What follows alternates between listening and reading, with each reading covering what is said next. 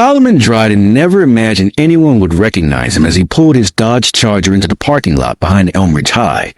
The school looked like any other in a small Texas town.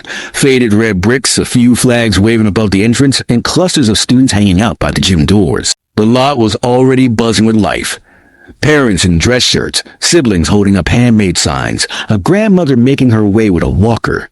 Solomon parked near the old chain-link fence, taking a moment to smooth the crisp lines of his deep blue Marine uniform. His boots gleamed, not out of vanity, but because he believed in doing things right. There was no halfway for him.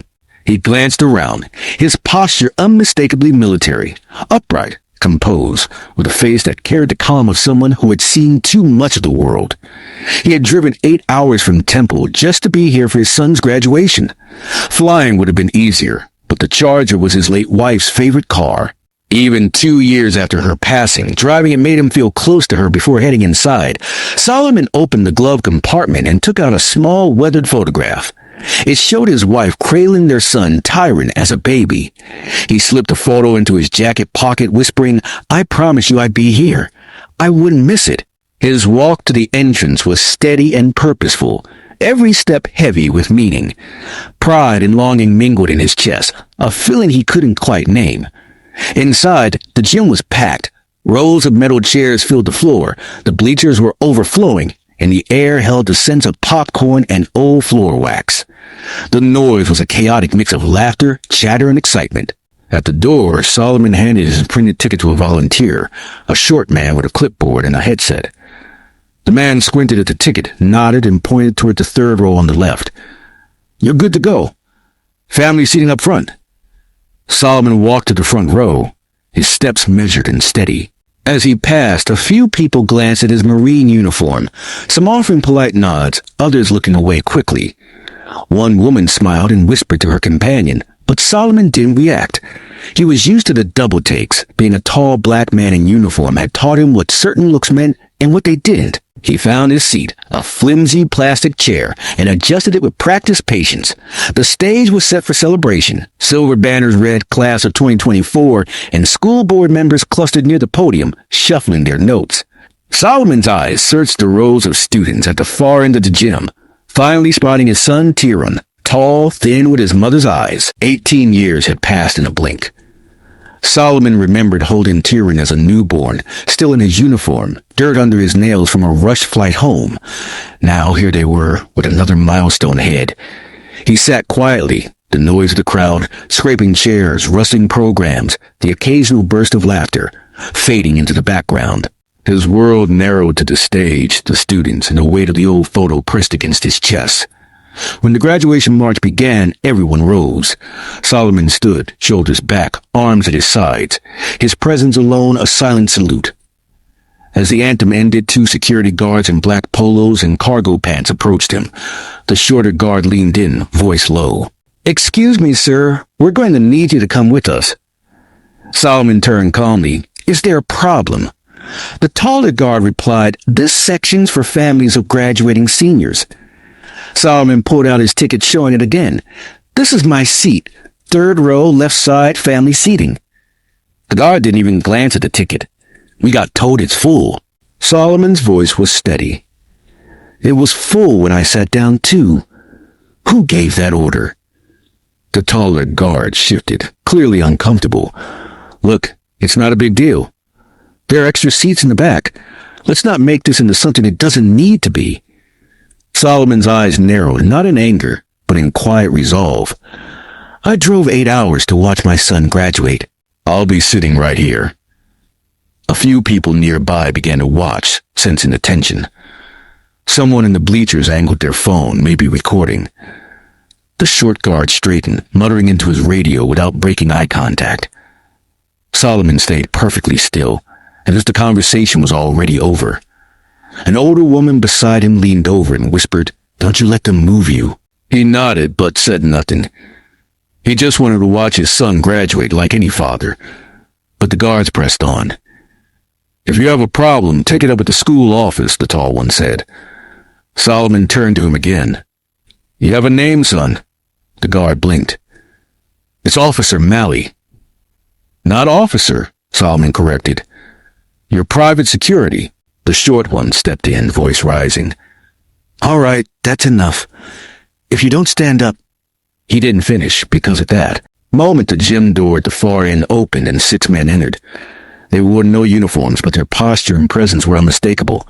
They filtered in separately, taking up different spots around the room, but anyone watching closely would see how they moved and watched the room the same way, alert, steady, ready. Solomon didn't look back. He didn't need to. He knew exactly who they were, even if the guards didn't. The tension in the air shifted. The people nearby felt it too. The guards hovered, trying to project authority, but Solomon had faced far more dangerous situations than this. He sat still, unbothered by their attempts at intimidation. The ceremony continued, but most eyes nearby were on the unfolding standoff. Mally leaned in again, voice softer. "I'm trying to do you a favor. This doesn't need to get ugly." Solomon's gaze was cool. "You don't have that kind of favor to offer." The short guard, Garvin, his badge red, hovered his hand over the radio, clearly agitated. Suddenly, a man a few rows back stood up, arms crossed, eyes sharp. Another stood on the opposite side of the gym. Then a third. They didn't speak, but their presence was enough. Solomon knew them all, brothers in arms from darker days. Garvin leaned in, frustration in his voice. "Listen, man, you're making this into a situation." Solomon turned, voice calm but unyielding. "And you're not listening." Before Garvin could respond, a voice cut through the tension from the aisle, clear and commanding. "Is there a reason this man's being bothered?" The speaker was tall, bearded, wearing a fitted black coat. Creed Marston, one of the men Solomon had once saved in Kandahar. Garvin looked up, startled. "Who are you?" Creed didn't answer, stepping forward. "I asked you a question." Mally raised a hand, trying to regain control. "Sir, we've got this under control." "No," Creed said, his tone making it clear that, for the first time, someone else was in charge. As tension grew in the gym, another man stood up from the far bleachers, followed by 4 more. Solomon remained seated, quiet and composed, while the entire left side of the gym watched openly. A boy pointed, and a teacher tried to redirect attention back to the stage, but no one was focused on the diplomas anymore. Creed took a step forward, his voice calm but firm. "You're embarrassing yourselves. One wrong move and you'll make this worse." Garvin glanced nervously at Mally, who looked less confident by the second. It was clear they hadn't expected backup, especially not backup like this. "I don't care what your orders were," Creed continued. "You don't touch that man. You don't tell him to move. And you don't ask again." The silence in the gym tightened, not out of fear, but respect. A quiet respect that grew as more people realized what was happening. Solomon finally looked up at Creed and gave a small nod. Not a thank you, not a request, just recognition. Creed's eyes softened briefly before he stepped back and took his seat, arms folded. But the tension in the air hadn't lifted yet, and the crowd waited to see what the guards would do next. The gym faded into background of Solomon's mind. His eyes stayed open, but his memory pulled him back 15 years to Afghanistan. It was late afternoon in Kandahar province. The sun didn't set gently there. It crashed down like a hammer, turning sand to rust and air to steel. Solomon, a gunnery sergeant then, had just finished briefing his unit when everything went wrong. A roadside IED exploded beneath their convoy, flipping the lead Humvee like a toy. Dirt and metal rained down before anyone could scream, followed by coordinated gunfire. Solomon didn't think. He ducked behind a battered doorframe and surveyed the chaos. Smoke clouded the valley's edge, but he saw 6 men down, trapped behind the burning wreckage of a second vehicle. Most were pinned. One was crawling forward, dragging another by the vest. That was Creed Marston. He had only been in country 3 months and carried a bullet through his thigh. Without hesitation, Solomon bolted, running across open ground, dodging bursts of gunfire, sliding behind cover. Creed looked up, blood on his temple, gasping, "You're bleeding." Solomon replied calmly, "I noticed." Creed coughed, and Solomon grabbed the straps of the downed soldier beside him, Enrique Soto, and began pulling. "Where's Divas?" Solomon shouted. Creed pointed weakly to the left side, under the hood. Solomon saw the young SEAL pinned under part of the engine block, yelling for help but trapped. Without pause, Solomon told Creed to keep low and move when he moved. Creed nodded and Solomon sprinted again. His foot hit gravel and bone, but he didn't stop. He slid to Diva's, gripped the mangled hood's edge, and braced himself. The metal groaned, but lifted just enough for Diva's to free his leg. They crawled toward the ridgeline as gunfire cracked overhead. Creed returned with Soto, limping on his good leg, followed by two others, Lim and Horton, faces blackened with ash, rifles ready. When the firing stopped, there were no cheers, only silence and heavy breathing. All six were alive. Solomon stayed on rear watch until the dust settled and medevac arrived. He didn't speak much after that day, but Creed and the others never doubted that if Solomon asked for anything, anywhere, anytime, they'd be there. No questions asked. Back in the gym, Creed sat quietly, eyes fixed on the guard still standing near Solomon. He wasn't thinking about war, but about promises. The man who had dragged him from the war zone was now being harassed at his son's graduation. Creed clenched his fists as more SEALs arrived. Javier Meek sat 4 rows back. Zachary Wells found a spot along the right bleachers.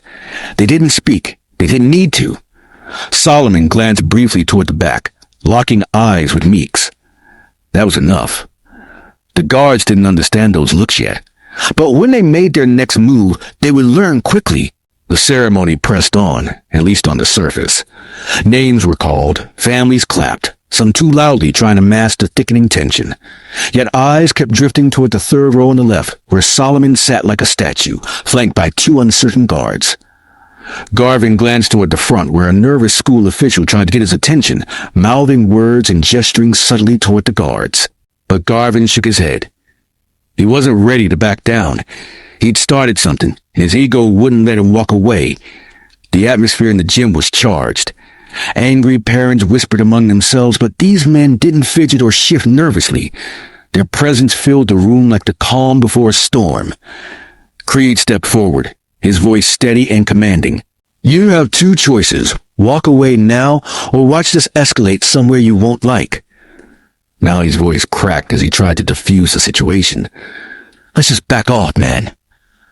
But Garvin hesitated, unwilling to yield. Solomon spoke quietly, not to Garvin, but to Creed. Don't waste your breath. He's already made up his mind. Creed lowered his voice one final time. Don't mistake silence for weakness.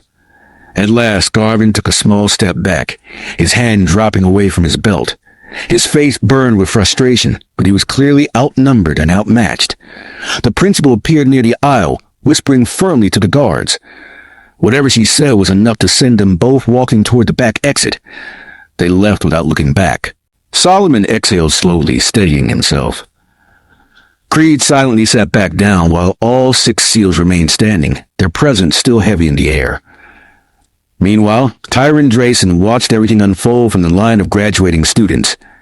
His hands clenched tightly at his sides.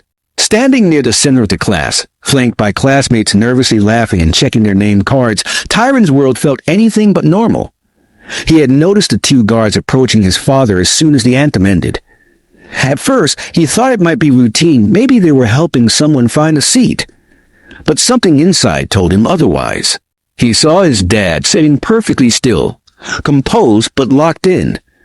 Tyron recognized that look, the same steel expression his father wore when he came home from school at 12, tears in his eyes after being hurt by cruel words. From his place in line, Tyron watched the guard stand too close. His father remained calm, and then a man rise from the crowd, a tall figure in a dark coat. Somehow, Tyron knew this wasn't just a concerned parent. This man knew his father intimately. The way he positioned himself between the guards and the row made it clear he wasn't there for drama. He was there for Solomon Drayson. Then another man stood. Then another. The temperature in the room shifted. Everyone was watching now. Tyron's heart beat faster, not with fear, but with a fierce mix of pride and fire. Growing up, he had heard fragments of his dad's service stories, not the gruesome details, which his father kept to himself, but small pieces, a buddy who sent Christmas cards every year, a scar earned in the dust, a box in the garage marked Kandahar that no one ever opened. Now those men were here, standing like they had never stopped having his dad's back. Blinking hard to hold back tears, Tyron tried to focus as the line moved forward. Names were called, Applause rose and fell like a broken record trying to play on. But the room was different now. The energy had shifted from celebration to respect. An assistant principal tapped Tyron's shoulder and said something he didn't hear. He just nodded. The student next to him leaned over and whispered, "That's your dad." Tyron didn't respond. He didn't have to. Everyone in the gym had seen what had happened, and now everyone understood what kind of man Solomon Dryden was. Cree remained standing, eyes locked on Solomon, who sat quietly in the plastic chair, hands resting calmly on his lap, eyes focused on the stage as if nothing had happened. The other SEALs stayed on their feet, not posturing, but simply present. Their silence spoke louder than any microphone ever could. Some parents clapped louder now with each name, as if trying to erase the earlier tension. The gym felt alive, stirred awake by a moment of injustice, and held steady by the weight of honor. Solomon remained still, not defiant, not bitter, just present. A father watching his son take one more step into adulthood. The moment that would break through all of it was still coming. When Tyron's name was finally called, the room wouldn't be able to pretend anymore. The line moved faster now. Some students fidgeted, adjusted caps, whispered jokes, trying to enjoy the moment. But Tyron's mind kept flashing back to his father, sitting alone, surrounded by faces but completely centered in that chair as if it had been made just for him. There was something about how his father held himself. Calm, quiet, unshakable, and something about the way those warriors rose around him without needing to be asked. For the first time, Tyron realized he didn't truly understand the full weight his father carried. Sure, he'd seen the medals in the old wooden box, the folded flag on the bookshelf, but those things never spoke. They just sat there like relics. Today, those men walked. Today, they stood. The assistant principal called the next name, then another. Tyron was 3 students away from the stage. He wiped his palms on his gown, trying to slow his breathing. The girl in front of him turned and grinned nervously. "You ready?" Tyron smiled a little. "More than you know." He stepped forward. Across the gym, Solomon leaned slightly forward, eyes never leaving the stage. He didn't clap for every student, not out of disrespect, but because his focus had narrowed to the boy in the black robe with red and white honor cords, the boy who looked so much like his mother when he smiled. The announcer called out 2 more names, then paused, clearing her throat before speaking with a little more gravity than before. Tyron Drake. The name echoed through the gym, and for a split second, there was silence, barely half a heartbeat, before the room erupted. The applause, whistles, and cheers that followed weren't just loud. They were purposeful, deep, and unified. The 6 SEALs still standing in the crowd raised their hands and clapped in perfect rhythm. This wasn't for show. It was a silent salute, a powerful gesture that said, "We see you. We see your father. We honor you both." Tyron walked across the stage with his chin high and his steps steady. His heart pounded, but it wasn't nerves. It was pride. Not just pride in himself, but in knowing exactly who his father was and what it meant to carry that last name. He accepted his diploma from the principal, shook her hand, and turned to the audience. His eyes searched for one person and found him. Solomon didn't wave or stand. He simply met his son's gaze and gave the smallest, most meaningful smile today. Tyron nodded back and stepped off the stage. The applause didn't fade quickly. Parents who hadn't made a sound all ceremony were now clapping hard, some even standing. A few wiped their eyes, not sure why, but feeling as if they'd just witnessed something important. Solomon sat back, letting the moment wash over him. He wasn't the type to cry in public, but inside something loosened, a release that only comes when a circle feels complete, even if it never really is. As more names were called, something in the room had shifted. Every student who crossed the stage did so in the echo of what had just happened. It wasn't about drama or going viral. It was about something real. But the story wasn't over with the applause. When father and son finally met outside, it would be more than a proud hug. It would be the passing of something deeper. The graduates tossed their caps, screamed in relief, and hugged each other as if they hadn't met in years. Phones flashed, balloons bobbed, and students began to file out through the gym's double doors into the back lot. Solomon didn't move right away. He sat quietly as the noise swelled, soaking in the music, the laughter, and the sweep of red and silver gowns. His eyes followed Tyron as he disappeared into the hallway with his classmates. A teacher gave Tyron a high five. Another pulled him in for a quick hug. Even with all the chaos, Tyron turned just once and looked back. Solomon caught his eye, a brief glance that said everything. "Did you see me?" And Solomon's expression answered every second. As the crowd thinned, families shuffled out with flowers and balloons, congratulating each other in bursts of laughter. Solomon finally stood, stretching his legs after sitting so long. Creed walked over as the gym emptied. He didn't say anything at first, just looked at Solomon, then toward the exit. "You okay?" Creed finally asked. Solomon nodded. "I've been through worse." Creed smiled a little. "Yeah, but it still shouldn't have happened." "No," Solomon agreed. "It shouldn't have." Another SEAL, Javier Meek, joined them. "We tried to stay low-key, but once that guy put his hand near his belt," Solomon raised a hand gently, "you all did what needed to be done. That was enough." The three men stood together for a few seconds, letting the noise drain from the room. Then Solomon said, "I want to see my boy." Outside, the sun was fierce, casting long shadows across the concrete.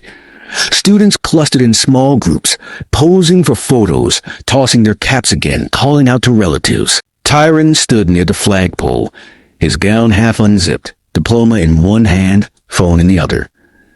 When he saw his father, he stopped mid-conversation.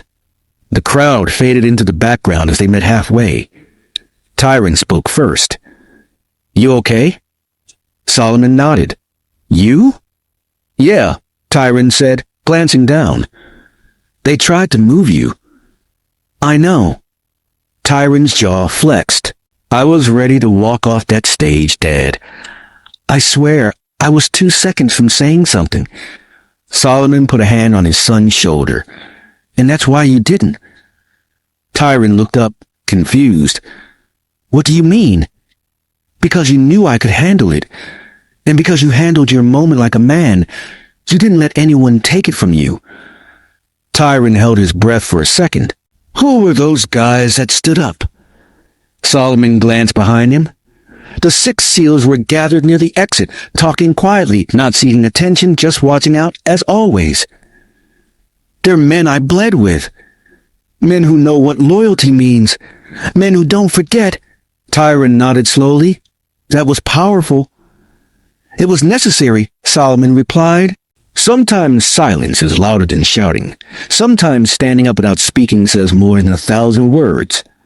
For a moment, neither spoke. Then Tyron smiled.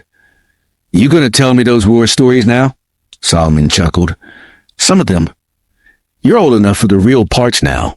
They stood shoulder to shoulder, not just father and son, but 2 men connected by something that couldn't be explained, only lived.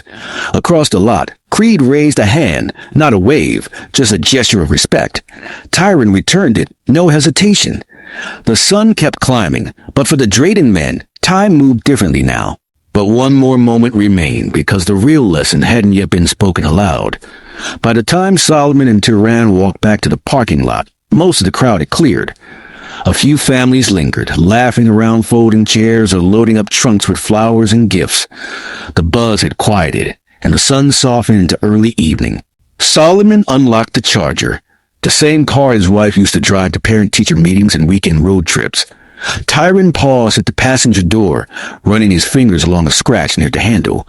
"She would have been screaming the loudest today," he said softly.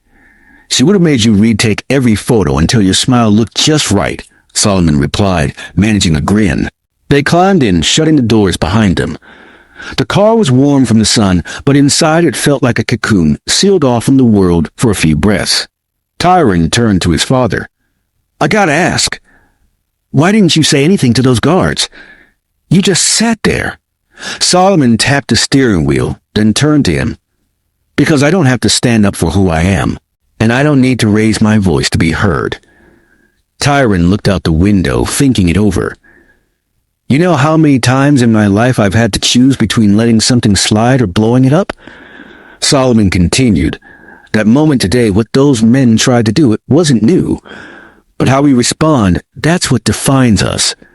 But they disrespected you, Tyron said, in front of everybody. Yes, Solomon said, and everyone saw it. But they also saw the truth. They saw 6 men who had every reason to be somewhere else stand up, not because I asked, but because they knew what that moment meant. Tyron sat with that. Son, Solomon said, life will hand you 100 chances to react with anger. Sometimes anger is justified, but most times silence cuts deeper. Dignity lasts longer. That's what people remember. He reached into his jacket and pulled out the folded photo, the one of Tyron as a baby, his late wife cradling him. I carried this through Kandahar. I carried it through losing your mom. And I carry it here today not because it gives me strength, but because it reminds me what's worth protecting. Tyron's voice dropped. You always knew who had your back. Solomon smiled. I didn't need to know. I just had faith. Real men don't vanish when things get uncomfortable. They show up and they stand. There was a pause before Tyron spoke again. I want to be like that. Like you. You already are, Solomon said. You walked that stage with pride. You didn't let anger steal your moment. You stayed grounded even when everything around you was trying to throw you off balance. Outside, the last of the SEALs were getting into their vehicles. Creed gave one last look toward the Charger before driving off. Solomon nodded. No words, just a quiet acknowledgement of something permanent. Tyron leaned back in his seat. So what now? Solomon turned the key. The engine rumbled to life. Now we drive home. You get to choose dinner. Tyron grinned. Waffle House. Solomon chuckled. Of course. As they pulled out of the lot, the school faded behind them. But the memory of what happened inside the gym wouldn't fade soon for anyone who was there. And for Tyron, that day would mark something far greater than a diploma. It was a day you realized manhood had nothing to do with noise and everything to do with how you carry yourself when the world stops watching. Some people shout to be seen. Others just sit in silence and are never forgotten. If this story moved you, don't forget to subscribe and share it with someone who needs to be reminded what true strength looks like.